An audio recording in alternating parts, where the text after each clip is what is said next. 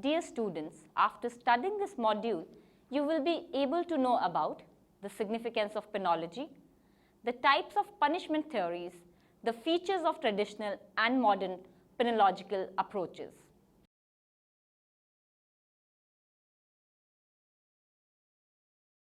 Any act or omission of law of the land is known as crime.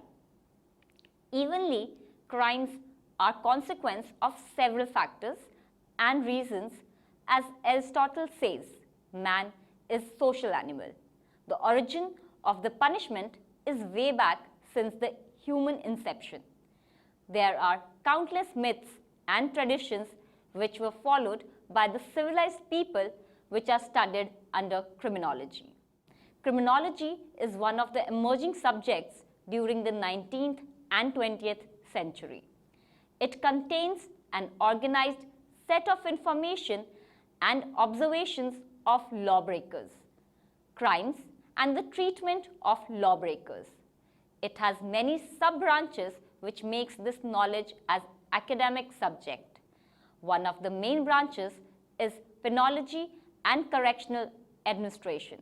Penology is the study of punishments, and the origin of the subject can be traced way back in 1834 by Francis Lieber, a German-American, to denote a system of administrating punishment to the convicted offenders. Before this, the Italian criminologist Cesare Beccaria wrote essays on crime and punishments, which was published in 1764. After this, there was certain focus turned on punishments and their effects on human life. The main works are done by the John Howard, Elizabeth Fry, Mary Carpenter, and Sir William Crofton on prison reforms. In recent times, there is huge turmoil on harsh punishments and abolition of capital punishment. But every society has three reactions, as Siddiqui explains. The first is the traditional reaction of a universal nature, which can be termed as the punitive approach. Further, he says, this type of person is bad and dangerous, and the approach is to inflict punishment on the offender in order to protect the society from his onslaughts. And the second is, the criminal is victim of circumstances. For this, he says, criminal is sick person requires treatment. And the third and final is preventive approach. Instead of focusing the attention on particular offender, seeks to eliminate those conditions which are responsible for crime causation. To understand this, one must go through the defections. Mr. Francis Lieber says penology is that branch of criminal science which occupies itself, or ought to do so, with punishment and the criminal, not with the definition of crime and the subject of accountability and the providing of the crime which belong to the criminal law and the penal process. Dr. P.K. Sen states that penology ought to lay down the fundamental principles to guide the state or sovereign authority in framing of its scheme of punishment, while M.S. Sabnis describes penology to be a body of systematized knowledge of management of penal measures and penal institutions, so designed that a minority among people who dare violates the established norms of individual and social conduct and behavior codified as law by a given society at a given time and place are kept out of circulation for the certain order to enable the rest of society, which is predominantly law-abiding, to constitute its socially useful activity without let or hindrance. Salient features of penology. Crime statistics have been a part of the discourse of the state for over hundreds of years, but the development of statistical methods permits the devising of concepts and strategies that allow direct relations between penal approach and the population. Although crime strategy, criminal procedure, and criminal sanctioning have been influenced by such social utility analysis, there is no explanation on the criminal law that is equivalent to the body of social utility analysis for doctrine of tort law. Nor has stringent accountability in the criminal law achieved anything like the recognition of related no-fault principles in tort law. Possibly because the criminal law is so firmly rooted in a focus on the individual, these developments have come late to criminal law and penology. The traditional sociological criminology has focused on the relationship between individuals and the communities. Its central concerns have been the causes and correlates of delinquent and criminal behavior. And it has sought to develop intervention strategies designed to correct delinquents and decrease the likelihood of deviant behavior.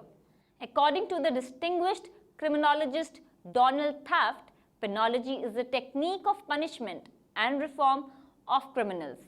It is the function of the criminology to formulate affections and construction technique to keep and maintain social peace and security. The aims and objectives of these techniques are to suppress crime and criminal. Penology helps in establishing and managing the institution of reforms, probation and correction. Besides helping the reform of criminals, penology also helps in bringing about social harmony and peace. Penology formulates and applies certain collective principles for the reform of society in general, of criminals in particular. Now we shall go with some theories of punishments. First is retribution theory. Retribution is first theory of punishment. Its main aim is the offender should receive as much as pain and suffering as inflicted by him on his victim to assuage the angry sentiments of the victim and the community. The victim plays an important role to punish the offender. This type of practices uses to take place during the ancient and medieval period of times. During those days, there was no penal policies and king was the head of the state. It's much easier to understand when it's put this way, an eye for an eye and a tooth for tooth. Everything was on basis of the revenge and vengeance. Most of the victims used to punish the offenders by themselves. Second theory is of deterrence theory. Deterrent or deterrence means something that deters somebody or something, restrain anyone from taking action, to discourage somebody from taking action, or prevent something happening, especially by making people feel afraid or anxious, making cautions to the offenders that if he commits crime, he would be imprisoned or corporal punishments in public. This creates fear in wrongdoers. Next theory is preventive theory. As Krishna says, preventive philosophy of punishment is based on the proposition not to avenge crime but to prevent it. If a criminal is confined, executed, or otherwise incapacitated, such punishment will deny the criminal ability or opportunity to commit further crimes and prevent the society from that future harm. This theory promotes the punishment to keep the offender away from the society, which will ultimately decrease the criminal activities in the community. Bluntly, it says, keep dangerous person in prison or excommunicate. Fourth theory is reformative theory. This theory claims that a criminal can be reformed into a good citizen as law abider by giving him competent treatment during his imprisonment period. He is in need of a doctor cum guide and not of the jailer. Offenders are treated more like a patient who is suffering from psychological and social problems. He must evaluate his behavior with helps of the experts to be normal person again. Fifth theory is rehabilitation theory. The last and the most contemporary theory of punishment is rehabilitation. After serving the sentence, the offender should get back to the society. To live his life with dignity, the prison department and with association of NGOs, they provide them a place in the society. These practices are very necessary to set an example that offender can also relive their previous life without any stigma and pressure. Next is correctional administration in India. Punishing the offenders is the primary function of all civil societies. Prisons are known to have existed throughout the history. Existence of prisons can be traced back to the ancient period. It was supposed that arduous isolation and custodial measures would reform the offenders.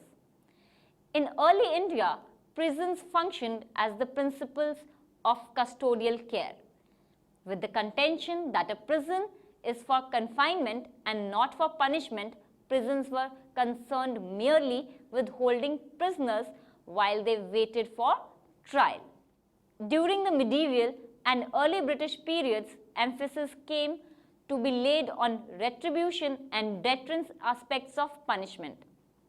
In 1836, the first Indian Jail Committee was formed to report the conditions of the Indian jails. It accounts the real picture of Indian jail, the horrible condition of prisoners and corruption prevalent in staff of the jail, but it didn't make any suggestions for the improvement of the conditions of the prison in whole. Later in 1846, the first central jail established in Agra. The first jail manual was framed in 1870 by the recommendation of the 1864 committee, and the significant changes were the segregation of the male and the female prisoners, adults from children, civil offenders from criminal offenders started to practice. One of the important jail committee was formed in 1919, which completely categorized the criminals on the basis of gender, type of offense and their age. And this committee suggested to work assignment to the prisoners on their ability, and to promote this they provided training, various craft, education to offenders below the age of 25 years. Dr. Walter C. Reckless, the eminent penologist and criminologist, appointed in 1951 by the Government of India to examine the conditions of the jails in India. He recommended changing the old jail manual. In pursuance to the recommendations made by Dr. Reckless and also by the All India Jail Manual Committee, the Central Bureau of Correctional Services was established under the Ministry of Home Affairs in 1961 to formulate a uniform policy and to advise the state governments on the modern methods relating to jail administration, probation, aftercare, juvenile and remand homes, certified and reformatory schools, hostels and protective homes, suppression of immoral traffic, etc. Next is prison reforms in India. These days, imprisonment does not merely mean to grinding milestone or breaking rocks, but the sense has extremely been changed. Certainly, the condition of modern prison system is far better than that in the older times, but then again, still much remains to be done in the direction of prison reforms for humane treatment of prisoners. In India, prison reforms did not materialize out of the social movement, but was necessarily a consequence of the worst conditions of treatment faced by the political sufferers in prisons during the period of their imprisonment. They repeatedly launched protests with the prison authorities and made all possible efforts to see that the rigors of prison life are alleviated and prisoners are humanly treated. The first ever comprehensive study was launched on this subject with the appointment of All India Jail Committee 1919-1920. It is indeed a major landmark in the history of prison reforms in India and is aptly called the milestone of modern prison reforms in the country. Next is contemporary correctional approach. Earlier generations used statistics to draw the responses of normatively defined groups to punishment, but today one talks of high-rate offenders, career criminals, and other categories defined by the distribution itself. Rather than simply prolonging the capacity of the system to rehabilitate or control crime, actuarial classification has become increasingly to define the correctional enterprise itself. The new objectives inevitably permeate through the courts into the thinking about rights. The innovative penology replaces consideration of culpability with predictions of gravity and safety management, and in so doing transforms traditional individual-oriented doctrines of criminal procedure. The contemporary custodial range does not design penal measures for the particular needs of the individual or the community. Rather, it sorts individuals into groups according to the degree of control warranted by their risk profiles. At one extreme, the prison provides maximum security at a high cost for those who pose the greatest risks, and at the other, probation provides low-cost surveillance for low-risk offenders. In between stretches a growing range of intermediate supervisory and surveillance techniques. Next is constitutive penology. Constitutive penology is an extension of postmodernist constitutive criminological theory. Its followers argue that societal responses to crime are interconnected with the wider society, particularly through crime and punishment talk. Broad distinctions are constructed and continuously repeated through penal policy pronouncements, practical actions, discussions in the popular culture, and the proclamations, rules, and practices of institutional structures such as the criminal justice system, correctional institutions, and punishment and rehabilitation. These intellectual distinctions obscure the several ways in which penological discourse and practices invade the varied society. They also disguise the connections between the theory and practices of penology and the impacts, costs, and consequences that these have for societal system. We'll end this module with summary. The present prison system in India was originated by T.B. Macaulay in 1835. A committee, namely Prison Discipline Committee, was appointed which submitted its report on 1838. The committee recommended increased rigorousness of treatment while disallowing all humanitarian needs and reforms for the prisoners. The earlier penological approach held imprisonment, that is custodial measures, to be the only way to control crime. But the modern penological approach has ushered innovative reforms of punishing, whereby the requirements of the community as well adjusted with the best interest of the accused. Dr. W.C. Reckless, a UN expert on correctional work, visited India during the years 1951-52 to study prison administration in the country and to suggest ways and means of improving it. His report, Jail Administration in India, is another breakthrough document in the history of prison reforms. He made a suggestion for transforming prisons into reformation centers and advocated establishment of new prisons.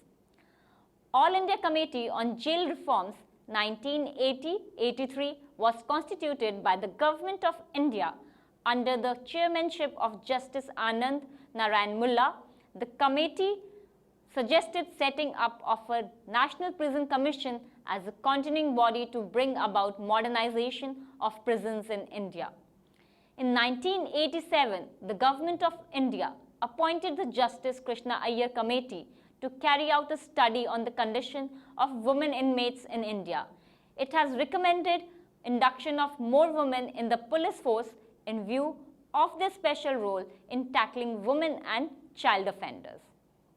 The existing statutes which have a bearing on regulation and management of prisons in the country are the Indian Penal Code of 1860, the Prisons Act 1894, the Prisoners Act 1900, the Identification of Prisoners Act 1920, Constitution of India 1950, the Transfer of Prisoners Act 1950, the Representation of Peoples Act 1951, the Prisoners Attendance in Courts Act 1955, the Probation of Offenders Act 1958, the Code of Criminal Procedure 1973, the Mental Health Act 1987, the Juvenile Justice Care and Protection Act 2000, the Repatriation of Prisoners Act 2003, and the Modern Prison Manual